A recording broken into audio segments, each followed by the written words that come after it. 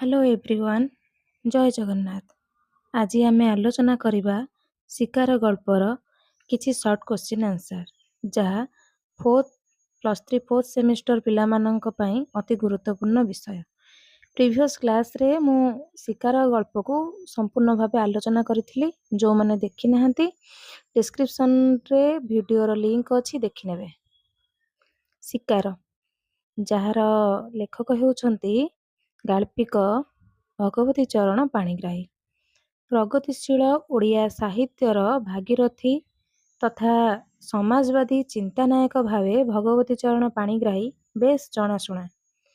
ତାଙ୍କର ଏହି ଶିକାର ଗଳ୍ପରେ ମାର୍କ୍ସବାଦୀ ଦର୍ଶନ ଅନୁସାରେ ସମାଜର ଶୋଷକ ତଥା ଧନୀ ଶ୍ରେଣୀ ଓ ଶୋଷିତ ଶ୍ରମିକ ବା ଗରିବ ଆଦିବାସୀଙ୍କ ମଧ୍ୟରେ ଥିବା ପ୍ରଭେଦ ଏବଂ ପୁଞ୍ଜିବାଦୀ ବ୍ୟବସ୍ଥାର ନିଷ୍ଠୁରତାକୁ ଜଣେ ନିରୀହ ଆଦିବାସୀ ଯୁବକ ଘିନୁଆ ଚରିତ୍ର ମାଧ୍ୟମରେ ଅତି ନିଖୁଣ ଓ ହୃଦୟସ୍ପର୍ଶୀ ଭାବେ ଚିତ୍ରଣ କରାଯାଇଛି। ଚାଲନ୍ତୁ ଆମେ ଆଲୋଚନା କରିବା ଶିକାର ଗଳ୍ପର କିଛି ସର୍ଟ ଟାଇପ୍ କ୍ୱେଶ୍ଚିନ୍ ଆନ୍ସର୍ ଉପରେ। ଶିକାର। ଭଗବତୀ ଚରଣ ପାଣିଗ୍ରାହୀ କେବେ କେଉଁଠି ଜନ୍ମଗ୍ରହଣ କରିଥିଲେ? ଭଗବତୀ ଚରଣ ପାଣିଗ୍ରାହୀ 1908 ମସିହା ଫେବୃଆରୀ ମାସ 1 ତାରିଖରେ ଅବିଭକ୍ତ ପୁରୀ ଜିଲ୍ଲାର ବାଲିପାଟଣା ଗ୍ରାମରେ, ବାଲିପାଟଣା ଥାନା ଅନ୍ତର୍ଗତ ବିଶ୍ୱନାଥପୁର ଗ୍ରାମରେ ଜନ୍ମଗ୍ରହଣ କରିଥିଲେ।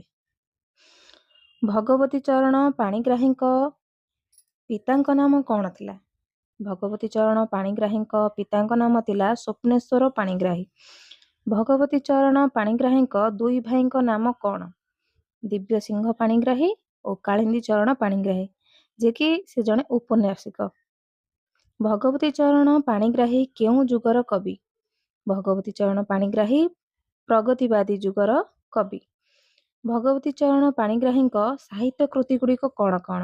ସେ ଲେଖିଛନ୍ତି ଜଙ୍ଗଲି, ଶିକାର, ହାତୁଡ଼ି ଓ ଦା, ସମୟାତୀତ, ମଜଲିସ୍, ମିଶ୍ରଙ୍କ କୋପ, ବଞ୍ଚିତା, ଜୀବନର ସମାଧି, ଝଡ଼, ମୃତ୍ୟୁର ବିବେଚନା, ମୀମାଂସା, ଆରମ୍ଭ ଓ ଶେଷ। ଏଇ ପିଲା ୟାକୁ ସବୁ ଟିକେ ମନେ ରଖିଥିବ, ତମର ପରୀକ୍ଷାରେ ପଡ଼ିପାରେ ଭଗବତୀ ଚରଣ ପାଣିଗ୍ରାହୀଙ୍କର ସୃଷ୍ଟି ଗୁଡ଼ିକ ଲେଖ ବୋଲି। ଏଇଟା ଟିକେ ଅଧିକ ଇମ୍ପୋର୍ଟାଣ୍ଟ ତମମାନଙ୍କ ପାଇଁ। ଭଗବତୀ ଚରଣ ପାଣିଗ୍ରାହୀ କାହାର ପ୍ରାଣ ପ୍ରତିଷ୍ଠାତା? ଭଗବତୀ ଚରଣ ପାଣିଗ୍ରାହୀ ନବଯୁଗ ସାହିତ୍ୟ ସଂସଦର ପ୍ରାଣ ପ୍ରତିଷ୍ଠାତା, ଯିଏକି 1935 ମସିହାରେ ହେଇଥିଲା। ଆଉ ଆଧୁନିକ ପତ୍ରିକାର ସେ ଥିଲେ ସମ୍ପାଦକ 1936 ମସିହା। ଶିକାର ଗଳ୍ପର ମୁଖ୍ୟ ଚରିତ୍ର କିଏ? ଶିକାର ଗଳ୍ପର ମୁଖ୍ୟ ଚରିତ୍ର ହେଉଛି ଘିନୁଆ।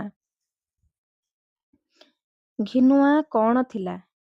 ଘିନୁଆ ବଡ଼ ବିଚକ୍ଷଣ ଶିକାରୀ ଭାବେ ଜଣାଶୁଣା ଥିଲା। ଘିନୁଆ ଶିକାରରେ କ'ଣ ମାରିଲା? ଘିନୁଆ ଶେଷ ଶିକାର ଥିଲା ଚରିତ୍ରହୀନ ଅତ୍ୟାଚାରୀ।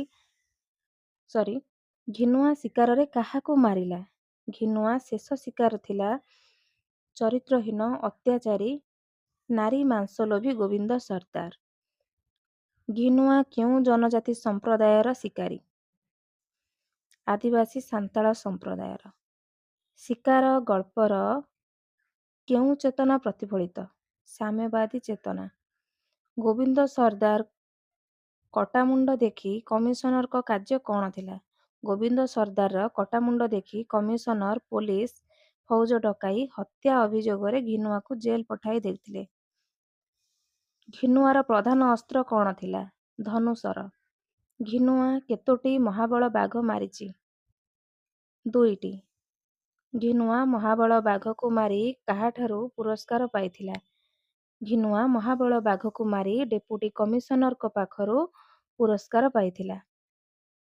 ଘିନୁଆ କେଉଁ ସବୁ ପଶୁକୁ ତାର ଧନୁଶର ସାହାଯ୍ୟରେ ମାରିଛି? ଘିନୁଆ ହରିଣ, ସମ୍ବର, ବାର୍ହା, ଭାଲୁ, ଚିତାବାଘ ଇତ୍ୟାଦିକୁ ନିଜର ଧନୁଶର ସାହାଯ୍ୟରେ ମାରିଛି। କିଏ ଘିନୁଆର ବକ୍ସିସର ଅଂଶୀଦାର? ଅର୍ଦ୍ଦଳି। ଘିନୁଆ କାହା ପାଦ ତଳେ କଟା ମଣିଷ ମୁଣ୍ଡକୁ ଥୋଇଲା? ସାହେବ ବା ଡିପୁଟି କମିଶନର। କଟାମୁଣ୍ଡ ଥୋଇସାରି ଘିନୁଆ ସାହେବକୁ କ'ଣ ମାଗିଛି? କଟାମୁଣ୍ଡ ଥୋଇସାରି ଘିନୁଆ ସାହେବକୁ ମାଗିଛି ବକ୍ସିସ୍। ଶେଷକୁ ବକ୍ସିସ୍ ଆକାରରେ ଘିନୁଆକୁ କ'ଣ ମିଳିଛି? ଫାଶୀ ଦଣ୍ଡ। ଶିକାର ଗଳ୍ପର ଚରିତ୍ରଗୁଡ଼ିକର ନାମ କ'ଣ? ଶିକାର ଗଳ୍ପର ଚରିତ୍ରଗୁଡ଼ିକର ନାମ ହେଉଛି ଘିନୁଆ, ଯିଏକି ମୁଖ୍ୟ ଚରିତ୍ର, ସର୍ଦ୍ଦାର ଗୋବିନ୍ଦ ସର୍ଦ୍ଦାର, ଅର୍ଦ୍ଦଳି, ଡେପୁଟି କମିଶନର, ଝପଟ ସିଂ। ଏତିକି ହେଲା ଶିକାର ଗଳ୍ପର ସର୍ଟ କ୍ୱେଶ୍ଚିନ୍ ଆନ୍ସର। ଆଉ ଯଦି ତମମାନଙ୍କୁ ଭଲ ଲାଗିଥିବ ଲାଇକ୍, ସେୟାର, ସବସ୍କ୍ରାଇବ୍ କରିବାକୁ ଜମା ଭୁଲିବନି। ଧନ୍ୟବାଦ।